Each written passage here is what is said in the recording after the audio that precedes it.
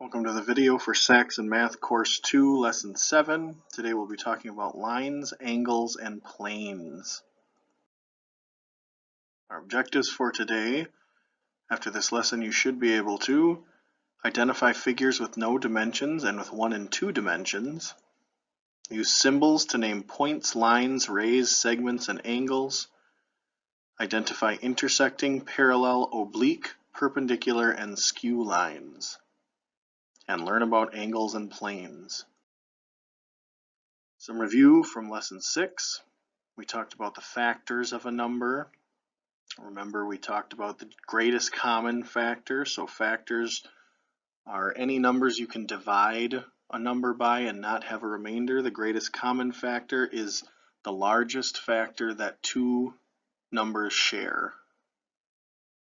And then we talked about all those divisibility rules for the numbers 1 through 10. They're in your book in lesson 6 if you need to refresh your memory on them. You can also rewatch the video for lesson 6 if you need to, but they will save you work if you memorize them. Let's look at something new today. All the figures we discussed in this lesson exist on a plane. That's a two-dimensional world, like a piece of paper. So when you're drawing on a piece of paper or you're writing, you're only doing that in 2 dimensions because it only has length and width, and that paper is like the plane that you are working on. First thing we'll talk about is a point. It's the exact location in space for something, represented with a dot and named with a capital letter. These do not have length or width.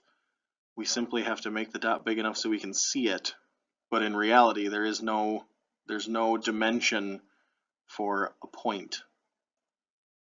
So here's an example. I'll make a point right here. Usually it's a circle. That's the best I can do on here. We'll name this point A. So that would be point A. Next we'll look at a line. A line is an infinite number of points in opposite directions without end, basically meaning a line goes on in both directions forever. Here's an example. We show that it goes on forever by putting arrows on both ends. Okay, and normally there'll be at least 2 points on the line so that you can name it. We'll say this is A and this is B. So you would name this line AB, or normally if you make a tiny version of a line and put AB underneath it, that's how you can write the name of this line. Next we have a ray, similar to a line, except this time we only have 1 arrow, so we have an endpoint on the other showing it does not go on forever in that direction. So here's an example. We'll start with a point, put the line there.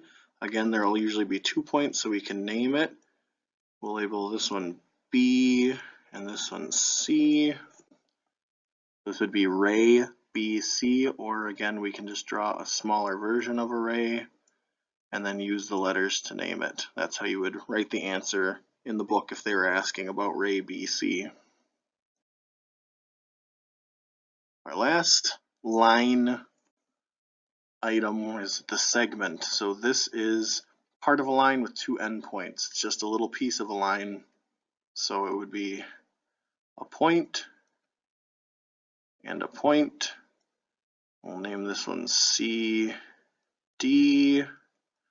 and you would just put a line with no arrows on it and use the letters to name it. So that'd be segment CD.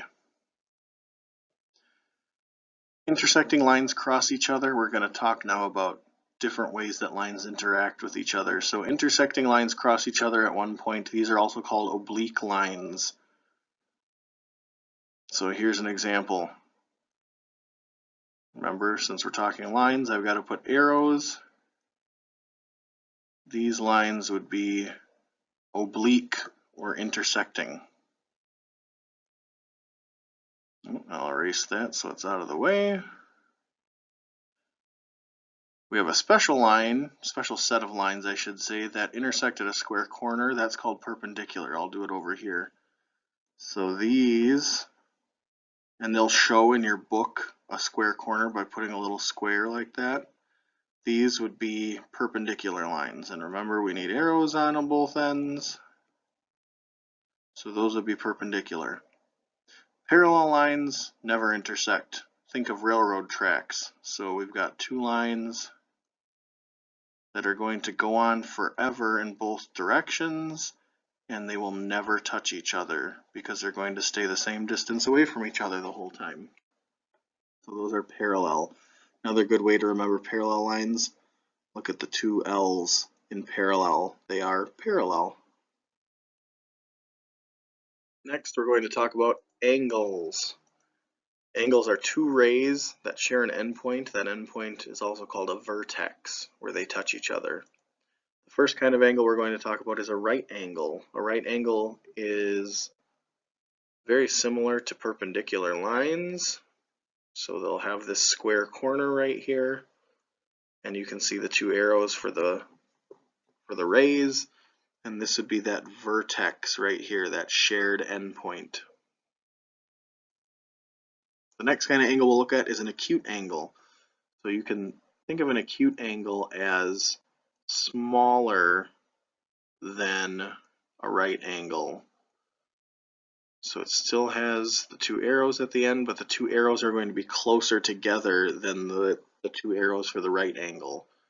And this would be the vertex for that. An obtuse angle, the arrows are going to be farther apart than on a right angle. So your vertex would be here.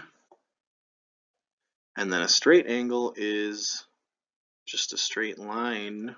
It looks like a line, but really there's going to be a vertex right here. So it's still two rays, but they've opened all the way up and they're flat in a straight line. So that's a straight angle.